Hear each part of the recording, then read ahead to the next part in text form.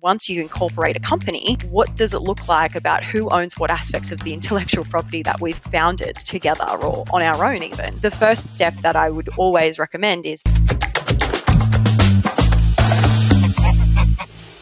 Welcome back to the Wild Goose Chase, where we uncover the tactics, tools, and strategies to help you grow your business, build wealth, and live a life by design. And today we talk about something which is probably not something you've thought about before, and that is intellectual property, but it is something that I'm really nerdily kind of passionate about. I love it because intellectual property, once you start to understand it, is really where all of the transferable value lies in your business. And you would be surprised at how you can derive that value and how deeply you can go with it. And actually what that can mean for your potential to either create additional revenue streams, to create more wealth, to be able to create a saleable asset. It is really a fascinating topic and something that I'm genuinely actually passionate about. And so on today's show, we get Corinne Whelan, who's actually our IP lawyer that we work with in our companies. And she's great. We talk about things like what is IP, how to protect it, different types of it, how to pull it apart, how to assign transferable value. It's really a fascinating episode. So if you've got a business of any size, it doesn't matter whether you're a coach doing $100,000 a year or if you've got a $50 million, multimedia manufacturing company type thing, this is going to be a great show because you're going to unlock new ways to think about how to find hidden value in your business. So I'm super passionate about this and I love it. And of course, if you're watching this on YouTube, make sure you subscribe, hit the subscribe button, hit the like button. Anywhere else, make sure you do the same thing. And if you're not watching this on YouTube, I recommend you do go to YouTube, sign and subscribe to the channel. We're building a great following there. Thank you so much for participating. Thank you so much for your support. Without any further ado, let's get stuck right into it. I'll see you on the inside.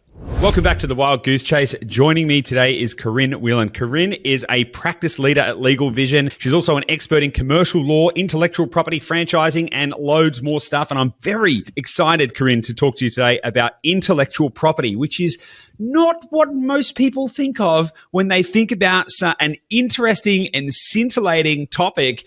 But I've got to say, I actually think it's really interesting and super fun, which might just mean that I'm a nerd. I don't know. But I'm hoping you also think it's fun. And I'm hoping I was going to say you and me both. Okay. Well, that's good. That's good. It's a topic that a lot of people don't think about, particularly anyone who's in business. And I just, you and I have had a lot of interactions about this, and for the benefit of everyone who's watching this on YouTube, and if you are watching this, make sure you hit the subscribe button, or if you're listening to this, Corinne and I actually work together in the context that Corinne is our lawyer when it comes to IP and all of that kind of stuff. So we're actually working really closely, and we've had the opportunity to dig into this. But before we crack on, Corinne, what on earth made you get into law, and then how did you end up in this kind of IP side of things? It's kind of funny, my journey of getting into law. Really, I didn't really know what I was going to do after I finished high school, and I ended up with good enough marks to get into a double degree of psych and law. So I thought I'd test it out and go, okay, well, let's try both and see which one I want to do.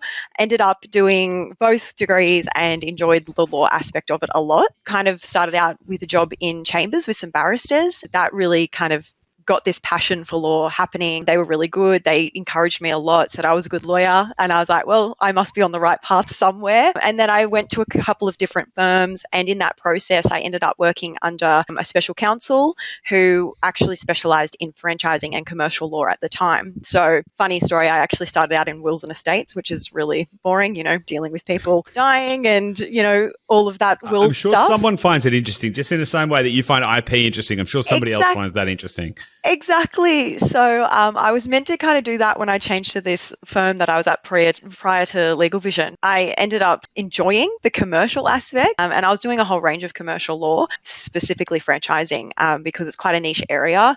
Obviously, when you talk about franchising, it's using other people's intellectual property and giving that to third parties. That aspect intrigued me. And I worked with a lot of big franchisor clients, and that really kind of sparked a passion of working with these big, international brands and taking them and expanding them across Australia and also across the world. You said something really interesting there, that franchising is, I'm paraphrasing massively, but franchising is effectively paying to use somebody else's IP, which is not, I don't think that's how a lot of people would be thinking about it. They'd be thinking they might use terms like business in a box, or they get it, but they're probably not actually thinking the specific thing that is being transferred. The transferable value, in fact, is the IP, which that IP, and I'd love to actually just touch on the difference between franchising and licensing. And Because I think, correct me if I'm wrong, but franchising, you get the brand, you pay a fee to get both the brand and the systems. Mm. And licensing, you pay a fee to get either the brand or the systems. Is that sort of right, or have I kind of got that a little bit wrong? No, it's sort of right. I mean, it depends on which kind of country you're in. So it's Got very it. jurisdictional. But in Australia, what a franchise agreement is actually defined in legislation. So a lot of people, when they're looking at franchising, they do come to me with this whole, I don't want a franchise or I don't want a license. What are my options? And it's actually Mm-hmm. defined. But you've pretty much summarized it. There's a lot more of control element in it. But basically, when you're franchising, you are essentially giving someone all of that intellectual property, all of your know-how, how to run a business on a day-to-day basis. You've basically got Mm-hmm. something that's replicable and you're giving it to someone else to replicate in a different area. And that's all IP. Everything that you're giving them is IP, your customer databases, your trademarks, even sometimes your business name. Super interesting. Okay, so because you touched on then there are a few types of IP, and a lot of people don't think about this as well. Like, so Mm-hmm. when most people don't think about IP, but if they were to think about it, they would probably think about it being something like, have I come up with an invention? Like, is there something completely unique that I've spontaneously combusted into the world in some way, that I'm like, it might be something that you might think about patenting, right? But then Yeah. there's a lot of businesses out there. For example, if you look at, like, let's just say a coaching business model, which inherently most people say has, no saleable value and all of that kind of stuff. And it's like, well, if you can define what pieces of that actually do have value, which is in effect your asset property, Yes. that actually create and a customer list, is that IP or is that just an asset?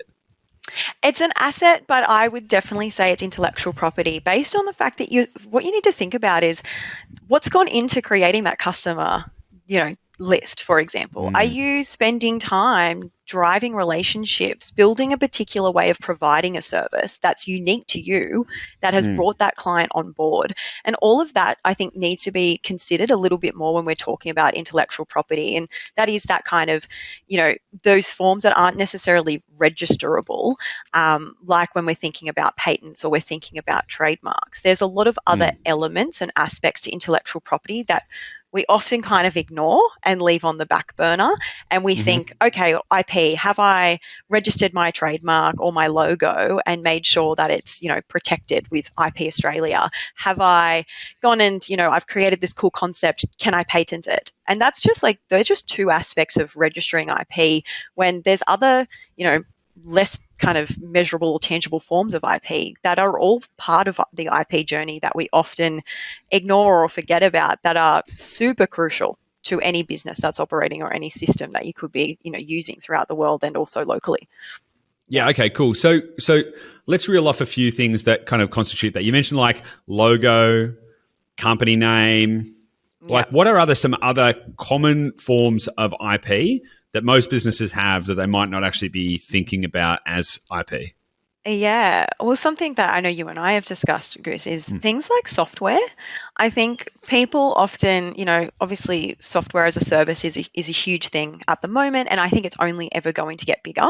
And often when people look at what their assets are and what their intellectual property is as one of those assets, they often don't think about the fact that that software that's being created and developed has multiple parts of intellectual property within that software itself, the code that's written into it, all of the system itself. So it's one of those aspects that I think, is a great example of intellectual property that you could break down. Again, things like color schemes. Obviously, a lot of that's not really, like, people don't often register that as trademarks, but it's usually associated with your marks. But, when we're thinking about someone's branding as a whole, we think about particular color schemes or color palettes that are used. That's another form that obviously that comes into more, it's not registerable very often, but it is something that you should be thinking about because it creates brand awareness and it's something that's specific to you that you would look at. And, other examples are, your operations, which we kind of, mentioned briefly. And again, in the franchising world, this is really important because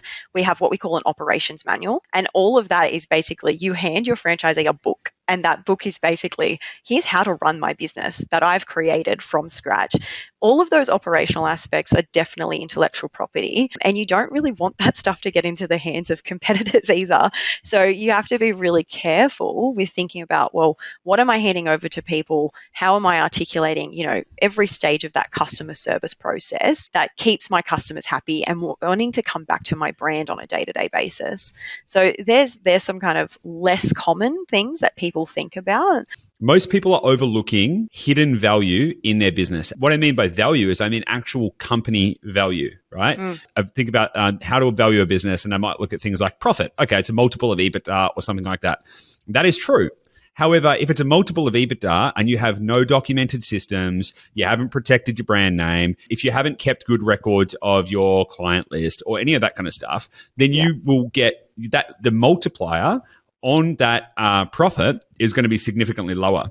If you can actually quantify and define all of these things and actually prove that you have documented repeatable systems and processes, etc., you can actually ascribe a specific value to those individual things. And so you can actually, just by making sure that you've got your shit together, basically, add literally millions of dollars of value to your business. And what I like about this, we've actually done this, right? So in the real estate space, so we obviously have, as you know, but for those listening, we actually have two companies. We have one which is a real estate services business called Dashdot, and we have another one which is a real estate technology business called Global PropTech Solutions.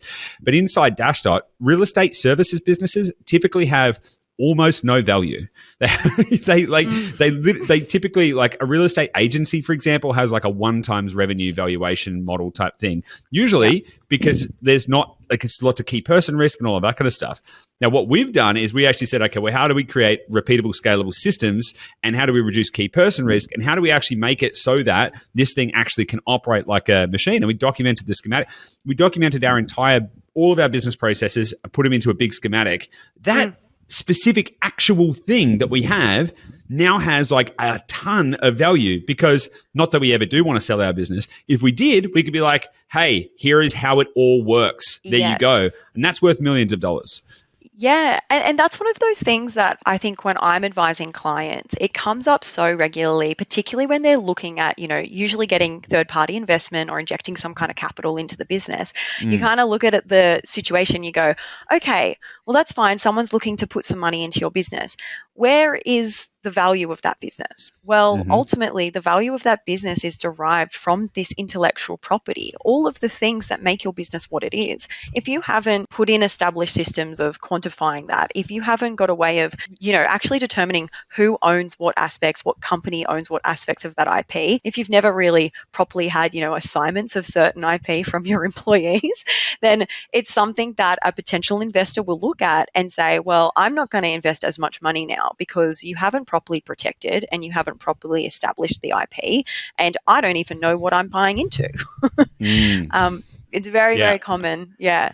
I love that. You said something there which is such an interesting thread to pull on. And again, I think this is something that business owners are just never going to be, not frequently going to be thinking about.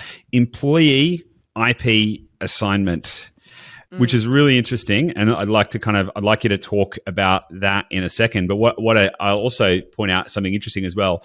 So Gabby and I started our business, Dashdot. We started it from scratch. Now, what was interesting is that later on in the game, when we haven't taken on any investment, but we have looked at it, all of that kind of stuff, we actually realized that we had to assign all of our own IP. We actually literally had to say, oh, yes, everything that I've ever thought of that I've ever created ever in the history of ever is now all owned by Dashdot. 100% of every idea that I've ever, it was that basically, right? And we actually had to do that with another key team member as well. We had to say, okay, you're bringing a lot of IP to the table. I need you to sign a document that says we own everything, which is crazy, right? And then obviously we've had to now, with new team members, as we've grown and grown our team, we've actually then had to specifically say, hey, by the way, everything that you create, we own as well. So you want to kind of talk to employee IP assignments and talk to that for a little minute? Yeah, definitely. So the first thing that, like, what you're hitting on is almost the journey that I see for pretty much every business I work with. As you're scaling up and you're getting bigger and you're growing, we usually kind of start to wind it back a little bit and go, okay, let's put some foundational things in place to ensure that moving forward, when you're looking at having third parties or more people involved, everything's tied up and wrapped up nicely so we can protect the business, because ultimately that's where all the IP needs to be held, is with the business. What people don't realize is that obviously most businesses have founders that start the idea, and it starts from, a conversation at the pub together or whatever it might be, and it grows and it grows and it grows, and it becomes this really valuable thing, whatever type of industry you're in, whether you're providing products or you're providing services. You're making recipes through a restaurant. Like, all of those ideas are your own, and you need to figure out, once you incorporate a company, what does it look like about who owns what aspects of the intellectual property that we've founded together or on our own even. So the first step that I would always recommend is that, those founders first assign their IP to the ultimate company that will be operating the business or holding the intellectual property on behalf of the rest of the entities. When we talk about employees, that's where it usually gets a little bit more complicated. And often, again, when you're in this startup phase and you're looking at just creating the IP, you don't often think about having the contracts in place with the people that you're using. And sometimes, again, it comes after the fact. You'll create the code for the software, and then suddenly the person who's created the code for the software, you realize, well, they're technically employed, but they've never had a contract with us before. So there's a few things that you can do where normally you would do an assignment deed to capture that prior IP created, and you'd also draft a contract agreement or an employment agreement that will cover their employment. And within those agreements, we'd usually include specific IP related clauses that say that the company will, basically from the next day onwards, own all of the IP that you're creating on behalf of the company. And I should say, in Australia, there's particular, restraints and things like that are complicated, but for the most part, having a clause and ensuring that the employees do own, do essentially assign all that IP to you is really, really important. Yeah. So what I want to kind of dig a little bit deeper now, where it gets really interesting is how you define each of the components of the IP, and then how you can think about what to do with that. Let me use an example. So we've built a software platform called Romeo, which has not yet been launched. So we could say, hey, Romeo is a bit of IP. We could just literally say, it's Romeo, right? Just a big blanket label. But then if we really think about it, well, there's different components to that. There's the Romeo name. There's the Romeo brand marks. There's those. Okay, so we've kind of got those marketing, iconographic type bits. Okay, that's interesting. Then we also have the code base, right? So the code specifically, 18,000 lines of code or whatever it is that make up the tool, that is a piece of IP. Okay, so that's interesting. But then we also have the back-end engineering, all of the formulas and calculations and all of that. And that's interesting. That's another bit of IP. And so then you start to pull it apart. Now, people might be thinking, well, why would you bother doing that? And it's because you can actually do different things with every single one of them. Every single one of them has a different potential value. And just to kind of pull this apart to make it real. So let's use Romeo, for example. We could, for example, say we're going to license the code to someone, but they're not going to get any of the back-end engineering and they're not going to get the brand name, but we could license the code. Or in fact, somebody else could say, look, we want to create all of our own UX, but what we really want is we want the underlying back-end mechanisms that make it work, and we could license just that bit. Or in fact, we could license the brand to somebody else as well. And so every single one of those little unique pieces of IP is a potential revenue stream, right? So it's a potential revenue stream, but it's also a value multiplier. And so and you can do that with anything. So for example, if you create your SOPs, one SOP has its own unique bit of value. If you've created a unique way to serve your clients or customers in your business, and you've got one SOP for this is how we do the onboarding process, that onboarding process is its own bit of IP, and that has transferable value. You could literally license just that onboarding process to another company. And so then you get to, and it starts to become really quite fractal, because the more threads you pull on, the more you realize, oh my God, there's all of this hidden value, and the bigger the value pile gets. What are your thoughts on that? Yeah, no, I totally agree. And it's pretty common for people not to actually fully appreciate that and appreciate what they've created, essentially. But you're right, like every single aspect of that overarching IP that you have, there are different layers to it and different elements to it that all have different rights as well under law, to be honest. Like there's, we're talking about code's actually protected under the Copyright Act, which is a piece of legislation that protects copyrighted information. But then we talk about things like your branding and maybe not necessarily, let's say a slogan. Some people don't protect that. Some people won't go through the process of going and registering that as a trademark, which you can, but they'll go, oh, we'll just leave that aspect of it. So maybe you just go, okay, well, we've created this code, we're really happy with this, and we're just going to give someone the right to use that code without and license that to them, and we'll keep all of our own IP with regard to our name and our logo and our slogan. So all they're really getting is that baseline, little bit of information, a little bit of something, and they can apply that in a different context, a similar context, particularly with code base. I've worked with a few businesses in the tech space, and obviously some of them say, well, we're actually comfortable for you to use our code base so long as it's being used in a context that isn't the same as us, so we don't want you to use it with another competitor. There are so many ways you can break down that IP and it can be used. Again, some people might go, well, take Romeo as an example. We're actually happy to license the entirety of what Romeo is, and the people using that license will actually be part of Romeo and be identified with those marks. But yeah, there are so many different elements to it, and everything can be broken down and monetized. And we see that a lot in contracts we draft. And that's why it's really important when you're, thinking about taking what you have and giving it to third parties, either through a license or an assignment. What you do need to be thinking about is, okay, what actual elements do I want to provide and what restrictions do I want to place on that use? Because if you don't restrict that use entirely or in a way that's beneficial for you, you can end up kind of with, unfortunately, things going sour and someone, doing the dirty on you and taking that IP and using it to compete against you if the contract allows for it. You got to be really, really careful with what you're doing and when you're taking it to market. 100%, 100%. I was just thinking about leveraging a different example to kind of illustrate how IP can be broken up and then used. Let's just use an example of a podcast, right? Which is a really interesting example. Okay. So let's, for example, just take the Wild Goose Chase podcast and use that as an example. So we could say, hey, we've got this podcast called the Wild Goose Chase. Okay, great. Is that worth anything? Maybe. Let's just assume that it is. But then what we actually have is so much more than that. We have the URL. We have YouTube channel, which has subscribers. We have the other channels that we distribute on, which have subscribers. Each of those individually and those subscriber bases, they are valuable. We could sell the YouTube channel because a lot of people don't. A lot of people think, oh, do I want to sell my business or not? Rather than like, could I sell a little bit of my business? Or could I, in fact, do a JV? So if we, for example, own all of the videos, that's all of the content that is created, that is IP. And each individual one of those is an individual bit of IP. And for example, we might, not saying that the content is appropriate to do this, but there could be someone who wants to put together some kind of course or membership site and they're looking for content. And we could say, hey, well, we've got this content. Do you want to license the videos but no other part of the brand? None of the brand. You don't get the name. You don't get the colors. You don't get the YouTube channel.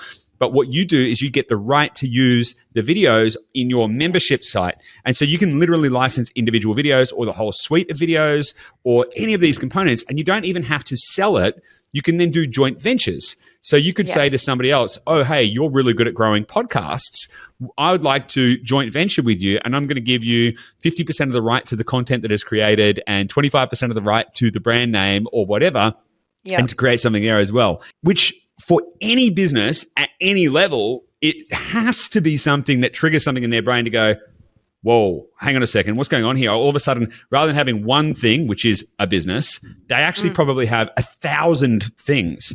And with those 1,000 things, you could say, I'm going to sell the name of the podcast. I'm actually going to sell the entire name of the podcast to somebody else, but I'm going to keep making the content. And so then you start to then pull out all of these different ways to create different income streams, partnerships, JVs, sell assets, accumulate capital, which is really fascinating, this is the crux of why I nerd out on it so much. Yeah. And like to use even like a kind of different example, but something that I see happen quite commonly, in sales of businesses, for example, is people actually forget to put in that asset list or within their actual kind of sellable things that they're selling is things like social media pages. That is such a huge thing for a business. And, let's say, like, take an example of a restaurant or a cafe. So much of their, branding, IP, what people value is that Instagrammable content, like you go to a cafe and you go, like for me, I personally, like, I'm going to judge the cafe based on what their photos of their food look like. Like if the food looks bad, I'm not going to go. So many times I've seen people go, oh, well, actually they have a really big following on Instagram. I need that page. And there, that kind of talks to a little bit some of the issues that you do have with these separation out of IP is also third party contributions to that, because in using social media as an example, usually Instagram or Facebook or something like that will usually have particular ownership rights and terms and conditions about what you can do with that content. And often most of the clauses in those terms actually say that for you to assign an account to someone else, there basically has to be permission given by that third party provider, including Facebook or Instagram. And from what I understand in the industry, I don't think many people are writing to Facebook or Instagram to say, hey, No. can my small business cafe down the road be assigned to someone else?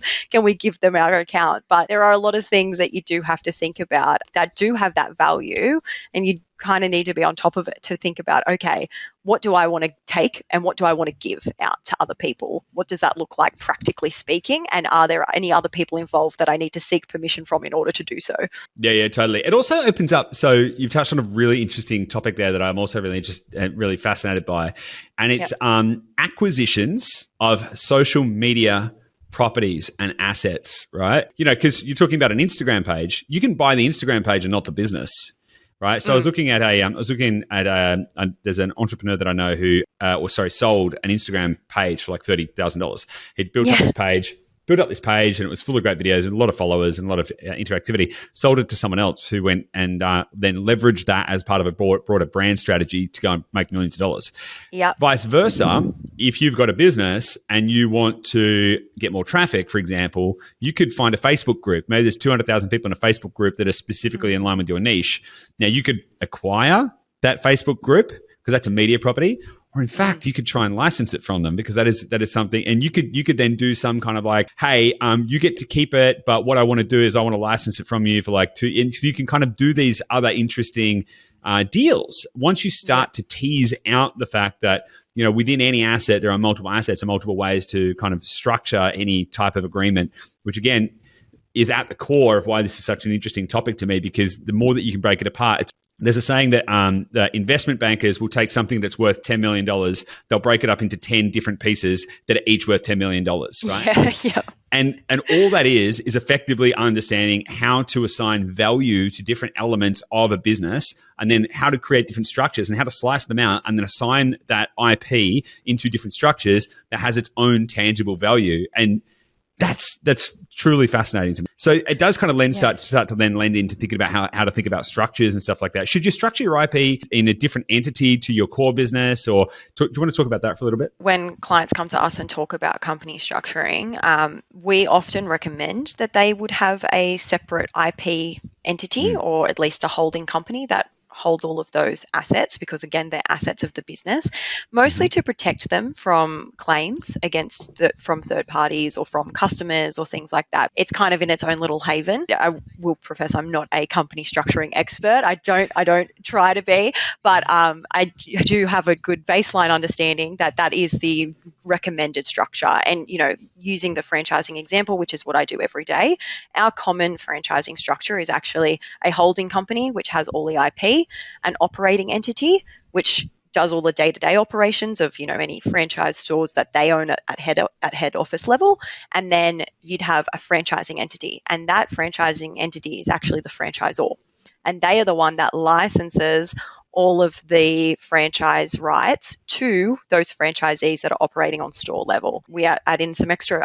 other companies as well. So we would generally recommend that it is done, but often, there are tax considerations and things that people do need to think about, because we're talking about transferring assets around. So if you're transferring assets, and usually if they're not part of the same consolidated group, you do need to think about what that means from a potential capital gain perspective as well. So it is important to think about that. Yeah. It's super interesting, because the moment that but you know what's really interesting about that? is value is created in perception, right? Mm. Because if in one moment you say, I don't have any brand value, right? Whatever, right? Yep. But then all of a sudden, spontaneously, you go, actually, no, no, no, no. My brand is actually worth $1 million because it's got, I don't know, I've got all this, it's got all this brand value metrics, right? Then you decide that you're then going to ascribe that to a different entity. The act of deciding, in many ways, the act of becoming aware of the value is the act that creates the value, which is really interesting. Because if I said, hey, I just want to ascribe the IP from one company to another and it's got no value. But then as soon as you start to perceive the value starts to be real. Is that kind of, it seems bizarre, right? Yeah, and it is a little bit like, obviously with any kind of company restructure, like what I've just explained about moving those assets around, often because if they're all within the same company group or corporate group, we'd often say, well, you can allocate a nominal fee or for the assignment, for example, and say, value of $1 just for the purposes of forming what we call consideration in a contract. In some cases, you do want to think about it a little bit more and maybe take a step back and go, should I talk to my accountant about the actual value of this asset, because there is value to it, and I'm about to draft a contract or at least sign a contract that says in some respects that this is actually attributed value of $1, and it's not, and I'm sure your accountant, if you talk to them about it, they'd say, well, no, I don't think so. Then you've got some investor that wants to come in and they're like, oh, well, we can see in 2023 you actually assigned your IP to this company for a nominal value. Is that really the value? And now you're saying it's worth $10 million, but right there, Yeah. 6 months ago, you said it was worth $1. Yeah. Exactly. So there are some things that you do need to think about when we're talking about how you value that. Sometimes it's kind of like, okay, this is the value I'm thinking. Like, some people use that approach is pulling a figure out of thin air, but there are, particular ways and, certain experts and accountants that will work with you to attribute a proper value to all of that IP or the IP of the group as a whole, which is usually the main consideration is, okay, yes, we've moved the IP, but we know that the entire group, corporate group, has a lot of value in itself. So how do people protect their IP, their intellectual property? What mechanisms are there? How do they think about doing that? Some stuff seems like it's more protectable than others. How do we think about that? When I'm thinking about IP protection, I kind of like to break it into registerable IP and then non-registerable IP and some of them, there's obviously overlap, like in how you protect it, but the main difference is anything that's registerable, which is something that's like a trademark, a patent. You can also register designs, and I think people often overlook that. They think that they basically have to patent, a particular thing they've created. Again, patents are really expensive and it's a really long-winded process to try and get that protection. And it has to be unique in the market. No one can have done it before. So often when people don't have something super unique or novel that, is capable of being patented, you can still register like the design, which, maybe you've created a cool handbag that's different to everybody else's. But that's a really easy and tangible way of protecting the IP just by taking that extra step. Primarily, patenting, registering those designs or registering your trademarks. So obviously trademark being, it could be your brand, it could be the actual logo itself, your name or the words that form part of your name. You can trademark certain sounds and symbols and colors depending on the context in which it's being used. Like Cadbury have patented that that purple. Yes. I tried to patent a different color of purple and I was told I wasn't allowed to. So you probably had to establish probably more use or something that showed it was really unique or novel.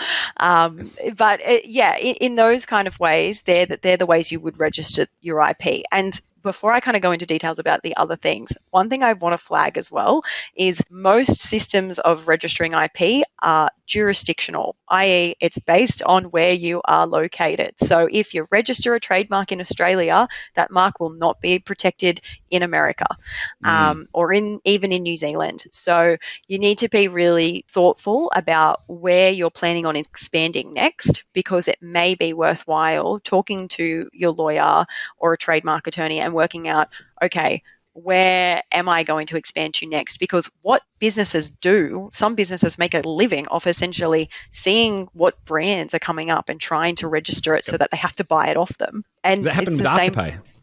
Yeah, exactly. Yeah.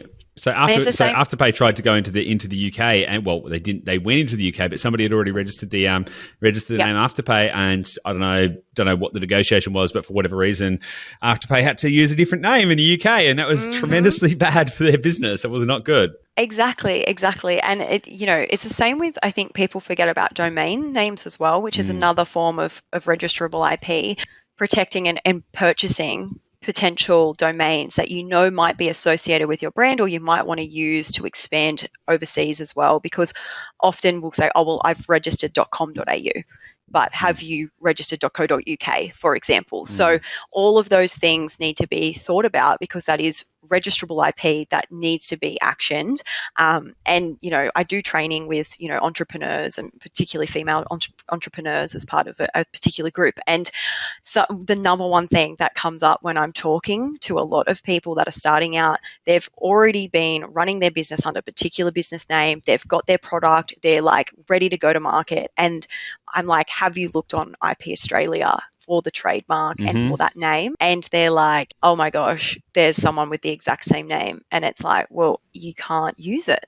Like, you've Yeah. created products using this mark and you actually can't, or this wording. And that is really difficult to navigate. So it's something that people should be thinking about Yeah. right at the beginning. So that's your registrable IP. The next thought is like the stuff that isn't really registrable, but that is important that we've already kind of briefly discussed, but your know-how, your trade secrets, all of those items that you might not necessarily think about from physical, you can't necessarily hold know-how in a way, but it's everything that's up here about how to run that business, how to get on board clients, sales techniques, yeah, customer service processes, even those databases of confidential information, or code or software, things like that, yes, you can physically see the code that you're writing, for example, or, it's going into something, but having a way of protecting it, the best way of protecting all of these things that are really hard to kind of, you can't put them out and register them somewhere and publicly notify everyone that it's yours,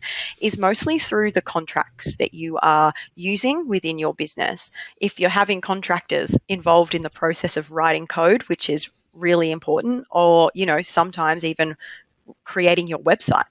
People don't realize that they use contractors a lot of the time, and those contractors usually have these weird agreements that will say that the contractors actually own that IP and that website.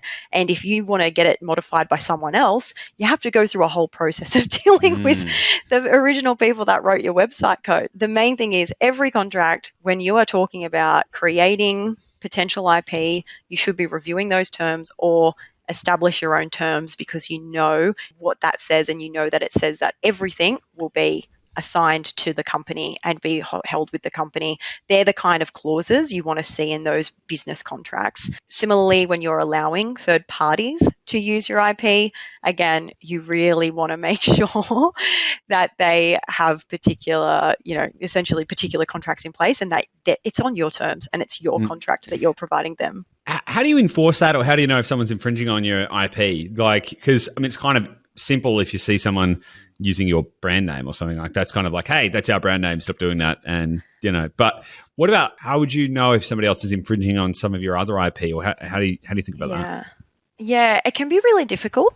The most common way you'll be able to know, or you can usually figure it out, is when people have been directly involved in your business. And this is primarily when we're talking about, former employees, which again, protecting things like that will be done through proper employment contracts or confidentiality agreements. If you have a customer database and all of a sudden all your customers get a mass text message from a former Mm, employee, it's really obvious usually that something's gone on, but proving that can be really difficult and administratively is quite a burden, particularly if you end up going down the court process, because there's a lot of discovery about getting that. I've had examples in the past with businesses where someone has clearly stolen their IP, and the best way of doing it is basically doing a forensic analysis on their computer or on a USB that we know that they've we can track, and it's complicated, but basically it's like people who are in tech can basically say, okay, a USB was inserted, the following files were taken, and you have to bring it down to what was actually stolen. Other certain things but it's usually when someone's involved in the business, it's a lot easier. Proving it can be difficult. Yeah, we had a funny situation a few years ago where there was a service provider that we were working with that, as part of the service, they had access to our customer data. We decided to no longer work with that service provider for a variety of reasons. It was all good. Except they then decided that they wanted to go into competition. And then they literally they had already collected in their own database our customer data, because we weren't thinking in like that kind of protection-y kind of way. And then we saw them starting to use case studies of our clients. And we were like, what is even going on here? I'd never seen anything like it. So we went back through the contract that we had originally signed, and there was a clause that we didn't read properly, because it was like when we very first started our business, and we were like, yeah, okay, it's all good, and we're going to own all the customer data, or have rights to use, and also rights to do all the stuff. And it was literally, we couldn't do anything about it. It was crazy. It was crazy. It was complete madness. So nonetheless, we have, needless to say, we've definitely learned a lesson out of that. It's crazy, but it's more common than you think, which is unfortunate, because I think there's a lot of people that are starting up out there. Things are hard enough to get your head around as a lawyer. So if you're not a lawyer and you're reviewing those contracts, there's so many aspects to it where, particularly you'll be given a contract from a third-party supplier, you'll kind of go, yeah, baseline level, I think I know that is what I want it to be. But quite often there are those little clincher clauses in there that are drafted specifically so that these kind of providers can do exactly what you're talking about. So it is really, really important to go over them with a fine-tooth comb and to talk to a lawyer or a professional about it to try and understand, because it happens a lot, unfortunately, and I hate to say it, but it really does. Yeah, I think, again, looping this back, though, this is such an important topic for people to be thinking about for exactly those reasons. Like, you can sign a contract to work with a third-party provider and accidentally assign away rights to a whole bunch of IP that is yours, that is actually a competitive advantage, which you should be retaining. There's also so many things in your business that you don't even, if you just paid attention to them and actually ascribe some value and attention to, that you'd have this interesting stuff. So I think this is a fascinating topic. One of the reasons that we have this show is I really want to help people to be able to create live a life on their terms and build wealth, create freedom, do all of that kind of stuff. And understanding this is such a key to unlocking that pathway. So I've loved this chat. Is there anything else we need to talk about before we wrap it up? I am super passionate about this, and I think it is really, really important. And I think people are sometimes afraid, particularly in that startup phase, to reach out to a professional or a lawyer and say, is this something I should be doing? Is this normal? Is this contract clause reasonable? And if you maybe take the time and spend a little bit of the money up front, I know it sounds crazy. Honestly, it can really protect you in the long run, because again, if you're creating something valuable, or you have different aspects of things that are valuable within your IP, this is the main way to do it and to think about it. So, yeah. Well, speaking of spending money up front, and for those of you who are watching, this is absolutely not a paid plug, right? But we actually work with Legal Vision, and I got to say, the experience is awesome, and it actually makes getting the legal advice that you need affordable. And so for those of you who are interested, go check out is it legalvision.com or is it .au? Is it which? I think it's .com.au. I should know that, but we should both know that, probably. Probably. Anyway, just Google Legal Vision. Go check them out. Again, this is not a paid promotional plug. This is not what this is about. But as someone who has been working with Legal Vision for the last few years, I actually genuinely recommend it. We're expanding into the US, and it is the bane of my existence. I'm like, Legal Vision in USA. There's no comparison. I'm like, oh, come on. Can someone just offer what is being offered there? So it makes the ability to do all this stuff so much easier, and the team's really great. So thanks as well, and I'm really proud to be able to recommend that. So. No, thank you. We appreciate it a lot. And look, this is what a lot of our lawyers are passionate about. We want to make access to legal services, easier and more affordable. So I appreciate it when we have a client that loves us and understands our value. We have people say, does this exist for accountants? Come on, surely something like this exists for accountants too. I'm like, no, totally. Not yet. Sorry. But look, thank you so much. And it's really important topic. So I'm really, really happy to be here and be chatting about this with you.